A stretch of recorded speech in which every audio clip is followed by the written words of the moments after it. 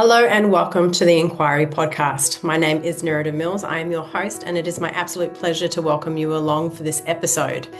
What we do in the Enquiry podcast is really explore and inquire with experts in their field in regards to what it is that actually creates a human experience, and more importantly, what it is that we can use to influence the human experience for our own development, growth, and expansion. So, welcome along. Let's dive in, and I hope you enjoy. Hello, everybody, and welcome to the Enquiry podcast.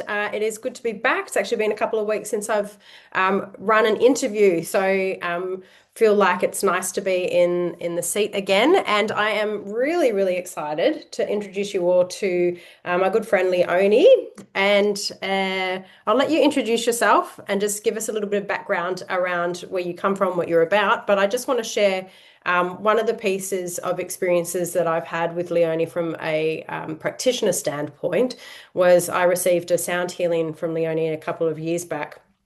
And it was one of the most transcendent experiences. Like, I definitely went out into other realms through that healing, and it really spoke to me of the power of your medicine and what you actually have to bring here. So very excited to have you here for a number of reasons.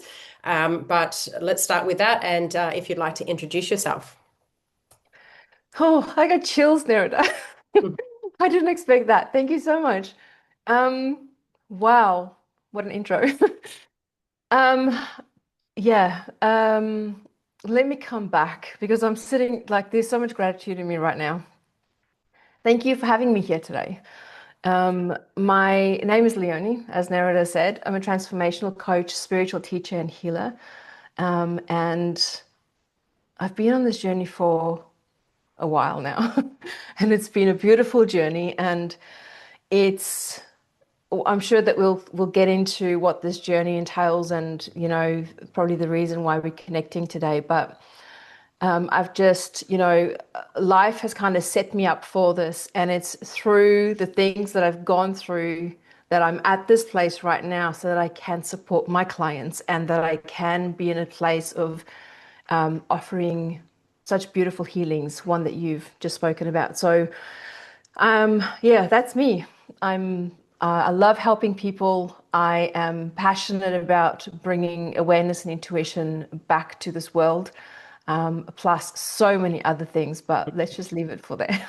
Beautiful. And you've just written a book. I have. I've just written a book. I'm waiting for my cover to come. Actually, just before we connected, the postie stopped outside and I was like, oh my God, is that my book? And it was my daughter's parcel. It wasn't mine. So I'm waiting for my own copy to come. But so here's a cover. Here's an image of what Beautiful. the cover looks like.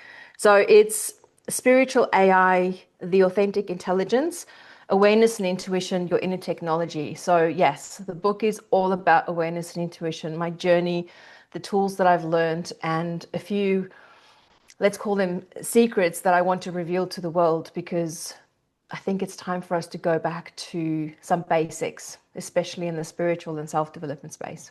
Absolutely. Yeah. Yeah. That whole space seems to have kind of flown off into the ether of a very ungrounded state. So Yeah. I agree with you. Coming back to, those very basics: chop wood, chop wood, chop wood. Mm. Yeah. Collect water, chop wood. These Yeah, very these things are basic. very important. So amazing. So I would love to hear a little bit around your journey, like you kind of alluded to it in a sense just now, Mhm. around how everything that you've been through has prepared you to be able to actually create this offering and to be able to do the work that it is that you do. So what has that journey entailed for you, in regards to, I guess, what are the standout moments for you that have really ensured that you have been prepared for what is now available? Yeah.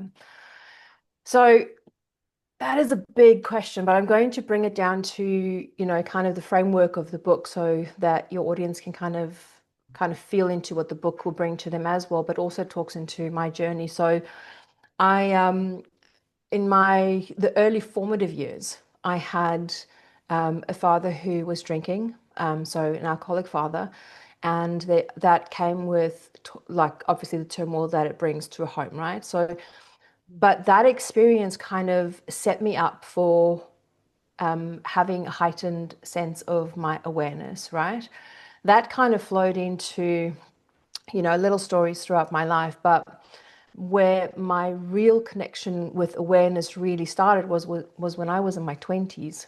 And I was in a really bad relationship, and I just didn't want to be here anymore, right? So I kind of took a handful of tablets and went to sleep and expected that to be the end.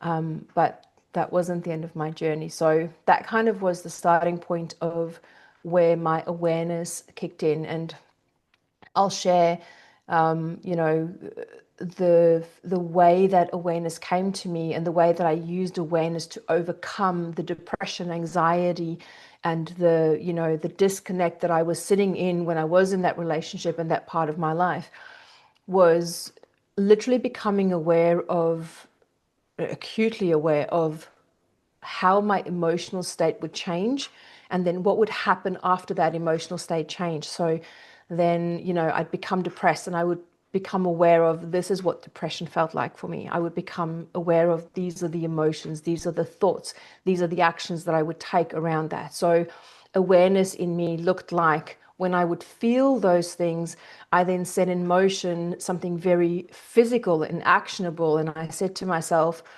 I would, if that would come on, I would go, I am not going down that track anymore. And I would physically turn my body around and walk the other way. Mm. So it was a very visceral thing. So it's something that I did for myself. And that's where my journey with real awareness started. It's a great Um, strategy. yeah, it is. It's such a practical thing, Yeah. right? But we first have to have the awareness in order to be able to recognize the thoughts, recognize the emotions, recognize, the feelings, the experience around it. And then when you have that awareness, and that's what the book is all about, is bringing awareness up so that we can recognize these things. And then when we recognize them, we can make those changes Mm. in really short and powerful ways. Mm. Yeah. Yeah. Beautiful. And so, what did you notice within your own life path when you started doing that? So, what shifted for you? Mm. Well, so I would be able to shift my mindset, right? So if we look back at, let's see, I want to bring it back to, want to bring it forward to a little bit more like, what's happening in my life now in the last few years. If I think of, for instance, my separation, my divorce, right? In 2017, when I was leading up to that point, every part of my being was shouting out to me that this relationship wasn't good for me anymore, right? I would recognize patterns. I would recognize, the same fights coming around over and over and over again. And sometimes it was almost to the year, to the date, Mm. to the day that it would come around, that spiral that we know, Mm. and it would happen. And the more awareness I brought into it, the shorter also those recognizing the patterns became. And I was able to then get to that point where I was able to say, from a space of awareness and intuition, I was able to say, this is not right for me. I'm going to, like, we need to separate. I'm calling it, I'm done. I also knew within myself that because of the heightened sense of awareness and because of my connection with my intuition, I knew that that it was the right thing for me. I knew that in my soul, I knew that he would go on and meet his soulmate. I knew that we weren't meant to be soulmates. I knew that the girls chose me to come into this world, us, to come into this world in Australia, not in South Africa. So I had all these awarenesses that just showed me what step to take, which direction to go in. So having awareness and having that connection with the inner voice can help us navigate through obstacles in our life with so much more clarity and ease. Yeah. 100%. And Yeah. it's interesting as well because you touched on you didn't use the language around it, but essentially the hypervigilance that can come from a unstable environment in early childhood Yeah. development. And I find it very fascinating that a lot of healers tend to have a level of hypervigilance in their Mm. system.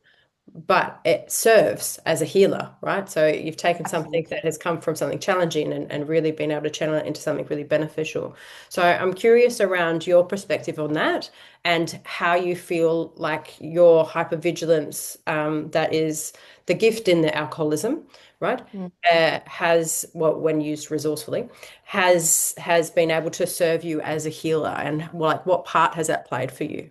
So the hypervigilance to me is just a heightened sense of awareness, essentially, right? So if we think of, if I think back to when my father was still drinking, so thankfully my dad, by the time I reached high school, he changed his life. He turned his life around. He went into the church with my mother, so it was a very different experience the later part of my life.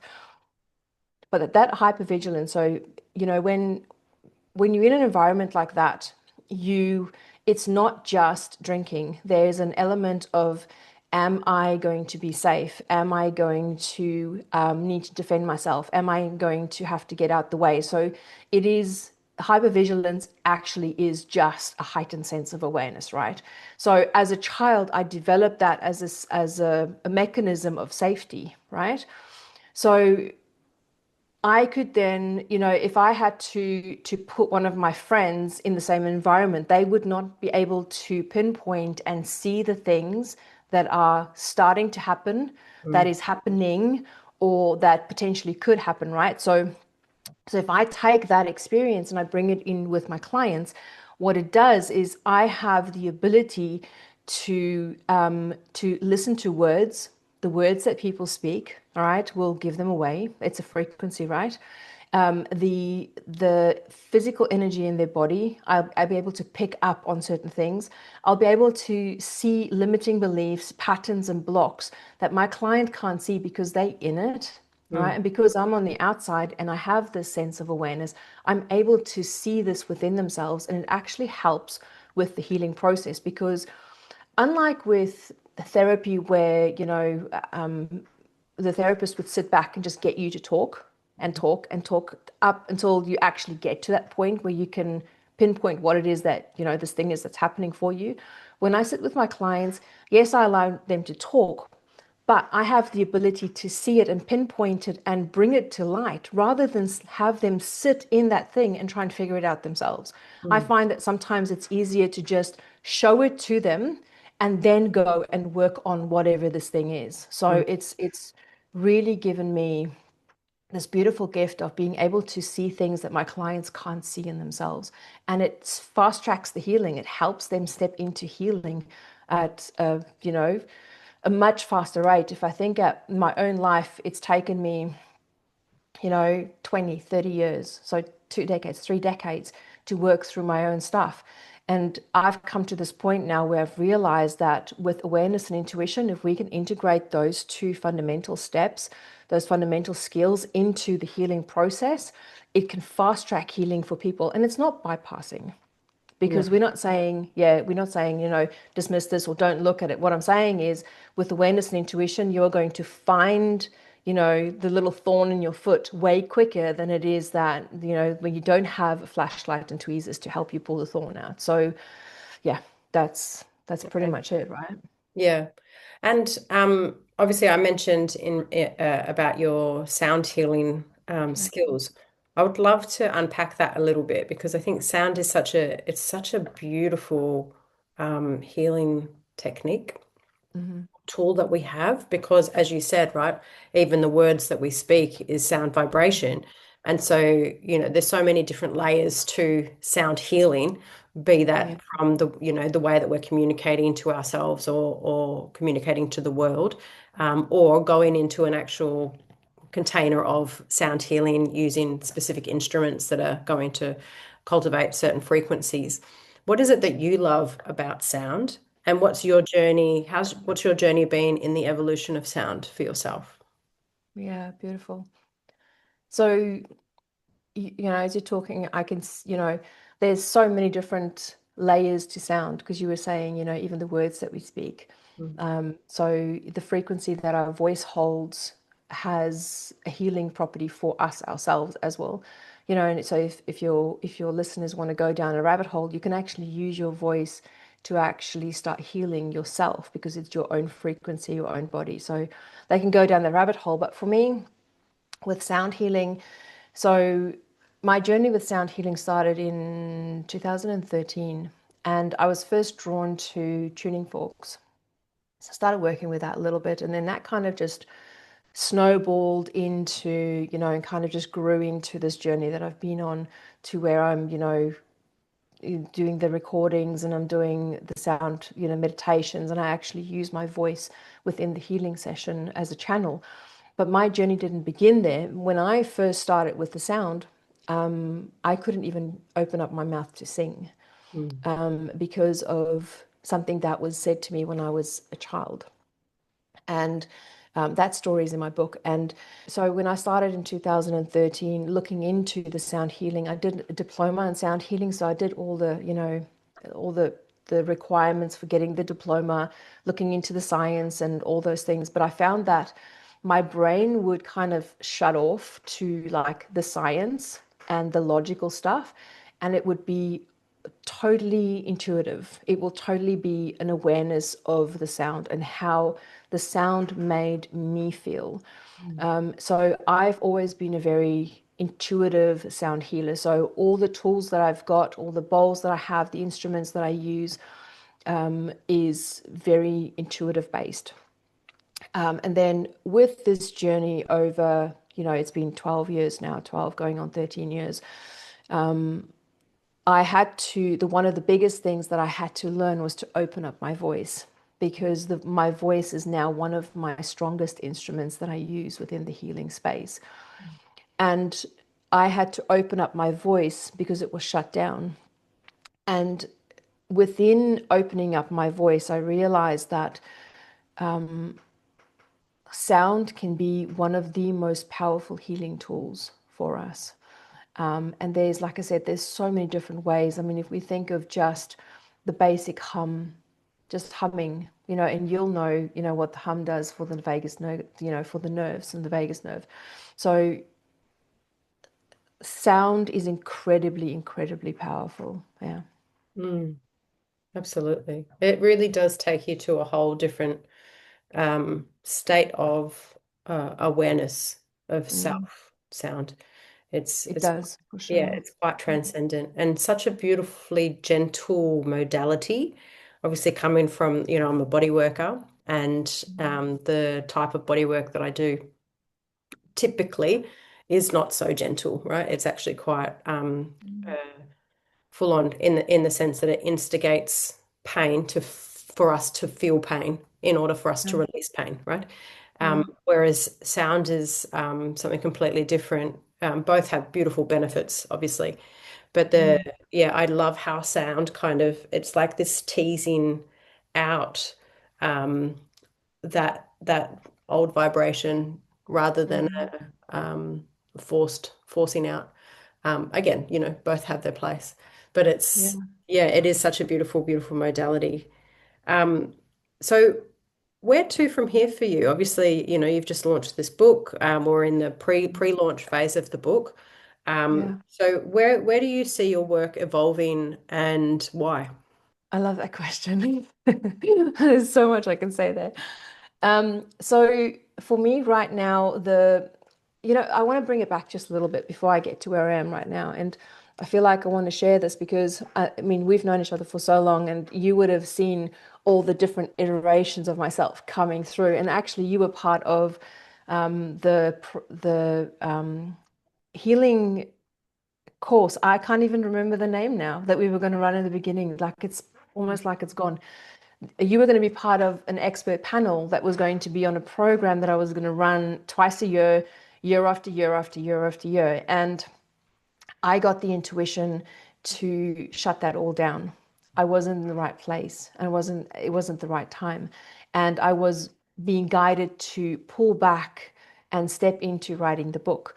And Which can I throughout, say is such a courageous decision, because it's so easy to get caught in the ego around, well, I thought it was going to be this thing. yeah, So to then have your intuition go, no, no, no, no, no, we need to completely pivot, and it's not going to make any sense. but you need to Yeah. get this thing done first. Like that is actually quite courageous, I think, especially, you'd promoted it, like it was out there into the world, all of those sorts Was. of things. Yeah. So I think for a lot of business owners at that point, it's easier to feel like, well, I've said that I'm going to do it, I need to just do it. Yeah. So to really honor yourself and come back, I mean, for me, it shows that you really live your own work. So I just want to acknowledge you for that. Um, Thank you. and yeah, sorry, continue. It was. No, thanks for saying that. It was one of the hardest decisions to make because at that point, and this was literally like I think 2 weeks before we launched, right? Like Yeah, we yeah, it we was we had our close. first live. So I'd been putting months of work in. I got you guys to show up months before the time, and you guys were all like, "You so," and I was just like, but that week or 2 weeks before it was time to launch into it, that awareness and that intuitive guidance was so strong and so loud. And part of me just knew that was not the right way to go. Mm, So I kind of pulled the plug and kind of sat with it. And the intuitive guidance I got at that point was to write. mm, And there's a whole process that, like all the stuff that I went through, emotional, like this has been one of the most spiritual journeys that I've ever been on, writing this book, because it's brought up so much for me. Obviously, the stories, the teachings in it, um, healing through it, going through my own healing process, writing the book. So, for me, with the book right now, where I'm going is my biggest message. So, my mission, my biggest message is awareness and intuition. It is really to bring people back to the basics. It is really coming back to the basics. It is as if spirituality and, the spiritual and the self-development spaces have become too woo-woo, if you want to put it that way.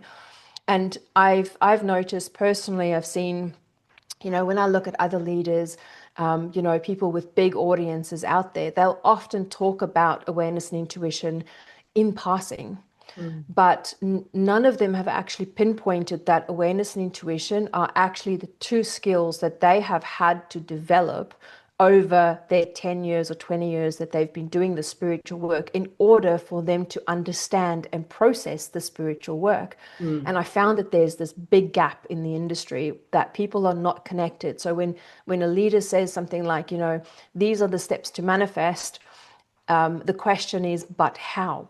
And awareness and intuition is that how. I went through a process when I was doing Sacred Beginnings, another program. I went through and I had a look at, I think it was 6 or 7 different leaders in the space and their steps on manifesting. And mm. I had kind of went and did a spreadsheet and I looked it all up. And not one of those leaders had awareness and intuition in there as a step in manifesting. Wow. And I was like, Yeah, right." And I was like, how can people not do? Because the first thing that I do with my clients is awareness and intuition. Like that's foundation, you Yeah. know? It's interesting as well because it kind of reminds me of the movie The Secret in regards to the manifesting. And one of the Yeah. reasons that The Secret was so popular is because it really didn't spend a lot of time. It did mention it, but it was kind of like an offhand thing of like you actually Yeah. have to take action towards the That's thing. it. Yep. So it's sort of like we're kind of given I mean, I think the mainstream is given a lot of the information, but is often missing some fundamental pieces as to what It's it actually takes. yeah. Yeah, what you're saying really resonates with me around what I see as well. Yeah. It's like in the book I have this analogy of, the industry is, you've got all these beautiful people with all these beautiful ways of healing, and they want to give you the tools, but those tools are like, the tiles and the roof hatches and sticks and bricks and stuff like that. But nobody is teaching you and telling you to build a strong foundation. So you've got people you know, in the on top of Everest, and you've got people in the bottom of, the Amazon rainforest, and you've got people next to the beach, and all of them have got different foundations. And what they're doing is they're giving you the tools to, the equipment to, and the building structures to build the house, but none of them is teaching you to clear away the foundation so they can actually build strong on top of it, right? Mm, Awareness and intuition does that. Awareness and intuition is going to say, right, you know, the awareness and the intuition is that you're building on sand right now, so you're going to have to put down a really strong foundation there, right? Mm. When you are on Everest, you're going to have strong foundations, but you're going to have to chisel, get, a few things away so you can actually build into. So awareness and intuition does that. It's going to give you the strong foundation so that whenever you get a tool or a trick or a modality or something that can help you go through the process of healing, you'll know from a space of awareness. You might have a client come to you and it might go, drawn to you, and she goes, right, I feel drawn to you. This is the right person to work with, right? Mm. You might have another person that sees your work and they might go, this is not the right person for me. It doesn't mean that you're bad or I'm bad. It just means that that person is not the right one for you at that time. And Absolutely. awareness and intuition is going to give that to you, but we're not teaching it. Well, and I think as well, there's a secondary piece to what you've just spoken on, which I think is really important to mention, and that is that not only is not everybody a right fit for you, but Yeah, sometimes who has been a right fit in the past is complete with you. that's it. It's Yeah, and time it's for time them to to move on. move on to either integrate or to work with Yeah. somebody else or whatever. And I think that's part of like a little bit of my, you know, in the industry is Yeah. is that the whole mission is to make somebody work with you for as long as humanly possible in Yeah, order no. for it to be business a viable business. Whereas I personally feel for myself that it's so important to honor the natural closing out of whatever the medicine is between the practitioner and the client at the appropriate time for the client, not the Yeah. practitioner. So Yeah. it's really interesting. Yeah, I think, obviously our work, the work that both of us do aligns in so many different ways. We Yeah, it use slightly does. different language around a few things, but it's the same Our stuff. journeys are very similar. Yeah. Yeah, Yeah. absolutely. Amazing. Well, Leonie, tell us about how people can put their name down for the pre-orders of the book. Where is that actually at with the launch and things like that? Because I'm sure some of the listeners will be super excited to have a read. Yeah. Thank you so much. Um, So the book right now, I've got it on the pre-launch where you can get a chapter for free, like you said. So they can just go to www.leoniedutoit.com and Nerida will have the spelling for you. Yes. I So yeah, just hop on. Yeah, so it's just on the the page. You can just click the link on there, and it will sign you up for the pre-launch list, and then you will receive your chapter in the book. And it's not just the introduction, it's a really good chapter. So it's going to be like solid reading. So go and grab it. And then I launched the book on the 9th of September. So if you're into a little bit of numerology, you'll know that we are in a 9 year. So for people who don't know, so if you add up the two and the five, so 2025 adds up to nine. Nine is the completion of a cycle. And it's very interesting that so a couple of weeks ago, I was kind of just still out there and kind of just working on the book, and I didn't have a deadline. And the one day I just got the intuitive hit, like it's time to set a deadline so that I can work towards something. So it needs to get out into the world. Mm. And the number that dropped in was 999. And I was like, oh, the ninth of the ninth, in 9 years. So it launches on the 9th of September. And it's my personal 9 year as well. So it's a real big, like, close off the energy of where I've come from, everything that I've learned, and kind of stepping into this new timeline. So the Mm. book launches on the 9th of September, a long way of saying Beautiful. that. And then, yeah, it will be available on Amazon and Kindle and Audible, and it will also be available for global distribution. So libraries, bookstores, wherever. Yeah, so I'm looking forward Amazing. to it. That's Yeah, it's really cool. so super exciting. Yeah, thank I am, yeah, really happy for you and also grateful to you. walk alongside you in on your path. Definitely cheering you on every single step of the way. So amazing. And thank you so much for coming on to today's episode and sharing your incredible wisdom with the listeners. I'm sure there's some really beautiful gold nuggets for everybody, and I'm sure people are going to take some of those Mhm. away. I would love to ask you one more question before we close out, and it's something that I Mhm. ask everybody. Um, Stepping into the public eye, there is a requirement to allow yourself to be seen by more people. Yeah. And one of the greatest fears that most humans experience, certainly my experience with my clients kind of mirrors this back, is that people are terrified of being seen, really. Even though we Mm. want it desperately, we're also quite terrified of it. What has that journey been like for you? And if you could give one piece of advice for people in regards to allowing for yourself to be seen, what would it Mm. be? That is, I am so glad that you're asking that question because, so, the program that we were going to launch together, right? That came with, the general teachings out there for business entrepreneurs, for people to, if you want to get out there, you've got to start with a product. You've got to build content, have a course, something that you can run over and over and over again. And that consistency will then grow and you'll grow your audience. And, that's how you reach, the world.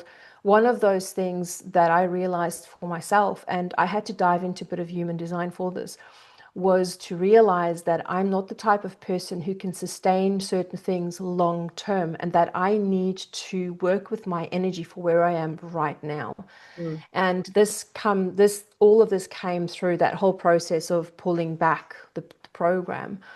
And I had to sit with it, and I realized that I can't be in the on socials every day. I can't hold that energy constantly. I don't want to be out there putting, posts on Facebook and Instagram every single day. I want to focus on the book, the message that needs to reach the world, and through global distribution and through podcast interviews and through my YouTube channel, through my own podcast. That's how I want to reach the world, right? So it's a little bit different from, the way that you perhaps launch your product and your certification, right? I see you on Facebook, you're way more out there than me. mm, I don't have a problem to be out there. I've gone through the process of, at first being really scared of the video, and of recording myself and kind of just taking baby steps and practicing, mm, So instead of doing a live on YouTube or a live on Facebook, I would first record the video because then there's that little safety net that I can kind of cancel it and redo it if I want to. So if people want to get their face out there and they want to be more on socials and they want to put lives out there and things like that, start with baby steps. That's just what it is. But the biggest thing that you can do for yourself is to have a look at who you are. So it's bringing awareness to who you are mm, and then using your intuition to guide you, because even though a lot of the programs out there tells you to build the program or build the certification, get it out there, show up consistently year after year, doing the same thing over and over and over, it is not for everybody. mm, Every person is different, okay? Don't limit yourself by comparing yourself to other people. mm, If you've got a message to bring to the world, you have a very unique way you are going to bring it to the world because your own journey has been very unique in itself. So you need to have the awareness to realize what your message is, and then you have to use intuition to guide you to the places and the people and the steps that is right for you. So awareness and intuition, this journey will bring you to you. So start with you, mm. and it will lead you to the people and the places and the things that is going to support you on this journey. 100%. I love that so much. Amazing. Thank you so much for that last piece of gold, Mhm. and for sharing your time with us today. Really do appreciate it. And I'm wishing you all of the best for your book launch and, Thank you so much. you know, much success in the future. Thank you so much, Nara, for having me on. It's always a pleasure to have a chat with you, and good luck with your program as well. Thank you.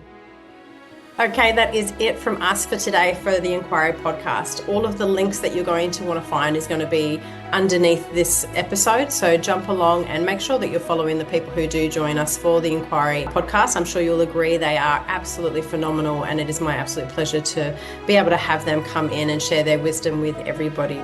If you're wanting to know what I'm up to, jump onto my website, neridamills.com, and you can check out all of my opportunities to get involved, be they free things or programs or events. You can always come along and say hi. I would love to see you.